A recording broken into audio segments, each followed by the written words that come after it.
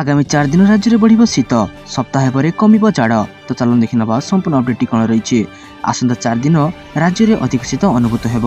आगामी 3 दिन फुलबणी और राउरकेला रे 12.7 डिग्री सेल्सियस रहिब। राज्यर अधिकांश स्थान तापमात्रा 12-13 डिग्री तलक खसब।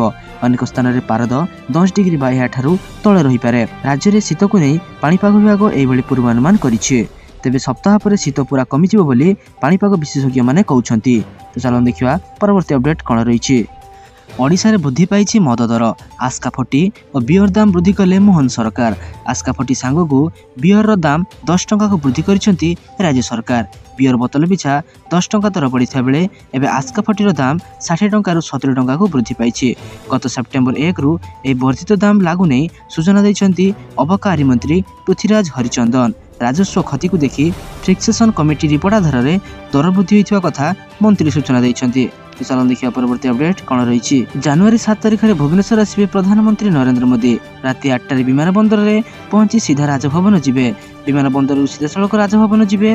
राजभवन रात्रि यापन करेंगे प्रधानमंत्री। 9 तारिख में प्रवासी भारतीय कार्यक्रम हेबे सामिल। जनता मैदान कार्यक्रम हेबे सामिल। सकाळ 9:45 राजभवन बाहर। 9:55 जनता मैदान रे पहुंचे। सेठारे 1.5 घंटा धरी रहिबे। 10 ରୁ 11:30 जाए प्रवासी भारतीय दिवस रे सामिल हेबे। 2025 जनवरी 8 ରୁ 10 जाए स्थानीय जनता मैदान रे प्रवासी भारतीय दिवस समारोह अनुष्ठित हेबो। तो चलो देखिया परवर्ती अपडेट कौन रही। 5 वर्ष पर कोविड-19 महामारी भली चीन रे एक भूताणु आतंक खेलाई। कोरोना भाइरस भली यार लक्षण थिबा जणा पड़ी। ए नुआ भाइरस भूताणुर नाम ह्यूमन मोटोन्यूमो भाइरस बा ऑइगच 6। नुआ भाइरस द्वारा संक्रमित संख्या द्रुत बेगर बढ़िबार लागिछि। एही भूताणुर प्रभाव छोट पिलांकठारे अधिक देखिबा को मिलुछि। केवल ऑइगच 8 नुहे अन्य किछि भाइरस द्वारा लोके संक्रमित होउछन्ति। तेबे इन्फ्लुएंजाई माइकोप्लाज्मा निमोनिया एवं कोविड-19 भाइरस रे भी संक्रमित होउछन्ति लोके। बढ़ुवा संक्रमण पई चीन अनेक स्थान रे जरूरीकालीन स्थितिर घोषणा मध्य करा जायथिबार दाबी हेउछि। चलन देखिया परवर्ती अपडेट कौन रही। ओडिशा सुबासित चाउल किनिब दुबई। एथिबाई दुबईर कंपनी सह एएमओयू करिछि राज्य सरकारक सह अनुबंधित company Kanak bioscience and research private limited. कृषि ओडिशा कार्यक्रम अवसर में दुबईर 2टी कंपनी सह चुक्तिपत्र स्वाक्षर होइछि। चुक्ति अनुसार प्रथम पर्यायर ओडिशा 6000 मेट्रिक टन चाउल किनिब दुबई कंपनी। सीधासलख चाषी ठारू कंपनी सुबासित चाउल किनिब। ओडिशार सुबासित चाउल दुबई रे चाहिदा बढ़ी। तेणु ओडिशार उच्च मानर सुबासित चाउल किनिब दुबई। तो चलो देखिए परवर्ती अपडेट कौन रही। राज्य कैबिनेट 9टी गुरुत्वपूर्ण प्रस्ताव को मंजूरी प्रदान करिसेंती एवं बाजिछि मोहर। बढ़िला भत्ता एणिकी 80 वर्ष अधिक वयस्क एवं 80% अधिक भिन्नक्षम व्यक्ति को मासिक 3500 टंका भत्ता मिलिबो। पूर्वरु एही भत्ता 1200 टंका थिबा बेले एहाकू एबे वृद्धि कर दिया जाइछि। अनुष्ठित राज्य कैबिनेट बैठक में यार प्रस्ताव को कैबिनेट मोहर बाजिछि। कही रखुचु कि राज्य कैबिनेट बैठक में 9 प्रस्ताव में मोहर बाजिछि। मुख्यमंत्री कृषि उद्योग योजना को 5 वर्ष पई अनुदान मिलिछि। सुभद्रा योजना को नहीं कैबिनेट रे बड़ निष्पत्ति निया जाइछि। मार्च 31 तारिख आवेदन करथिले 2टी किस्ती मिलिबो। प्रधानमंत्री सूर्यघर योजना रे 25,000 सब्सिडी शक्ति देबे बोली प्रधानमंत्री सूर्यघर योजना रे 25,000 सब्सिडी शक्ति विभाग देबो बोली जणा पड़िछि। तो चलो देखिए परवर्ती अपडेट कौन रही। बुला गाई गोरु थैथान करी तत्परता देखैछंती राज्य सरकार। एथिपाई नुआ योजना आनिछंती। बुला गोरु जत्न नेले सरकार वर्ष को 20,000 टंकार सहायता राशि प्रदान करिवे। एथिसह गोशाला निर्माण करने को 52 लाख टंकार सहायता जगाई दिया जीव नहीं घोषणा करिसेंती पशु संपद मंत्री गोकुलानंद मल्लिक। मंत्री कहते भुवनेश्वर समेत अन्य पौरांचल को बुला गोरु मुक्त कर गाई और षंढ को उद्धार कर गोशाला रखा। राजधानी को बुला गाई गोरु मुक्त करने को कोटी कोटी टंका खर्च करुछंती सरकार। तथापि माळ गाई गोरु रास्तार बुलुछंती। आगक प्रवासी भारतीय सम्मेलन रही। या पूर्व बुला गाई गोरु को हटाइबा को बीएमसी को निर्देश दिया जाइछि। तो चलो देखिए परवर्ती अपडेट कौन रही। जातीय सड़क सुरक्षा अभियान शुभारंभ करिसेंती मुख्यमंत्री मोहन चरण माझी। एही अवसर में लयार पीएमजी रु राम मंदिर जाए सचेतन पदयात्रा आरंभ होइछि। ओडिशा यात्री आपार मध्य शुभारंभ करिसेंती मुख्यमंत्री। तेबे ट्रैफिक समस्या दूर करिया पई अधिक ट्रैफिक पुलिस नियुक्त करिवे राज्य सरकार।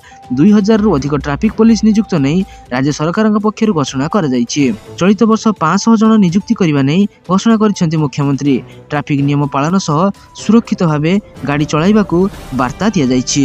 तो चलो देखिए परवर्ती अपडेट कौन रही। प्रधानमंत्री मोदी 2024 रे सूर्य घर मागणा बिजुली योजना आरंभ करिसेंती। एही योजना अनुसार सरकार पक्षर 300 यूनिट मागणा बिजुली पई प्रतिश्रुति दिया जाइतिला। सेति पई घर छात उपरे सोलार पैनल लगाइया पई मध्ये सब्सिडी दिया जाउची। एथिरे सब्सिडी मूल्य 60,000 टंका रखा जाइची। एही योजनार लाभ आपण मध्ये नै परिबे, किंतु एही पैसा आपण किभଳି केमिति पाइबे ताहा आपण जानिबा निहाती आवश्यक। 2024 बजेट अनुसार सरकार 1 कोटी परिवार को 300 यूनिट बिजुली देबाकू कहिथिले। एही योजना पई प्रथमे आपण को ऑनलाइन रे आवेदन करियाकू पड़िबो। ओडिसा रे मध्ये एही योजना लागू पई कैबिनेट अनुमोदन दैछि, जहाकू ऑफिशियल वेबसाइट जरिया रे करि परिबे। या परे आपण निज बैंक खातार समस्त तथ्य देबे एवं नेशनल चेक मध्ये देबाकू पड़िबो। समस्त प्रक्रिया शेष परे सब्सिडी मिलिबाकू पाखापाखि 30 दिन समय लागि पारे, जहा पई आपण को धैर्य सहकार अपेक्षा करियाकू पड़िबो। तेणु आपण माने अति शीघ्र निकटस्थ जनसेवा केंद्र को जाई जोगाजोग करी एहाकू आवेदन करि नियंतु। तो चलन देखिया परवर्ती अपडेट कौन रही। सुभद्रा योजना को नहीं पुणी आसिला बड़ अपडेट। चतुर्थ पर्याय टंका को नहीं बड़ सूचना देले उपमुख्यमंत्री प्रभाती परिडा। जनवरी 15 पर सुभद्रा प्रथम किस्तिर चतुर्थ पर्याय टंका आसिबा नहीं प्रभाती परिडा स्पष्ट करिसेंती। चतुर्थ पर्याय टंका केबे आसिबो से नहीं चिंतार थिले हिताधिकारी।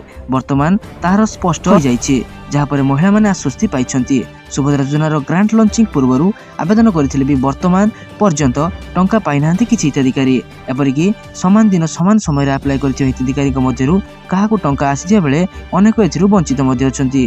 गत वर्ष शेष सुधा सुभद्रा चतुर्थ पर्याय टंका आसिबा नै उपमुख्यमंत्री प्रभात परिडा घोषणा करथिले। मात्र वर्ष शेष होइथिले भी टंका आसि नथिला। वर्तमान एही टंका जनवरी 15 रे मिलिबो। केवल सेतिक नुहे, जो माने आवेदन करिनांती से मार्च 30 पर आवेदन कले भी एकाथरे सुभद्रार 2टी किस्ती टंका अर्थात 10,000 टंका मिल पारिबो। मार्च 30 रे आवेदन कले भी गाँव शेष योग्य हिताधिकारी आवेदन न कला जाए पंजीकरण हेबो बोली प्रभाती परिडा सूचना दैछंती। तो चलन देखिया परवर्ती अपडेट कौन रही। गत मासर तथ्य जना पड़ी जे सरकार नुआ वर्ष डीए को 53% रु 56% को वृद्धि करि पारंती। सप्तम वेतन आयोग अधीन रे महंगा भत्ता आधार रे गणना करा जाए। एथर जुलाई डिसेंबर 2024 पर्यंत एआईसीपीआई सूचकांक तथ्य सरकार केते वृद्धि करिवो ताहा स्थिर करिवो। सप्तम वेतन आयोग अधीन रे वर्ष को 2 थर जनवरी रे प्रथम थर एवं जुलाई रे द्वितीय थर वृद्धि करा जाए। एई संशोधन हाराहारी एआईसीपीआई सूचकांक उपर आधारित। एथर जनवरी 2025 रो डी संशोधन जुलाई रो डिसेंबर 2024 पर्यंत ग्राहक सूचकांक तथ्य उपर आधारित हेबो। सरकार सरकारी कर्मचारी और पेंशनभोगी को होली पूर्व रिलीज करी उपहार दे पारंती। डीए वर्धित परिमाण मार्च किंबा एप्रिल वेतन रे आसी थाए। तो सारा दिन एपरि बछा बछा एवं गुरुत्वपूर्ण खबर जानिया पई आम चैनल को सब्सक्राइब कर रखंतु एवं आम वीडियो को लाइक कर दियंतु। धन्यवाद।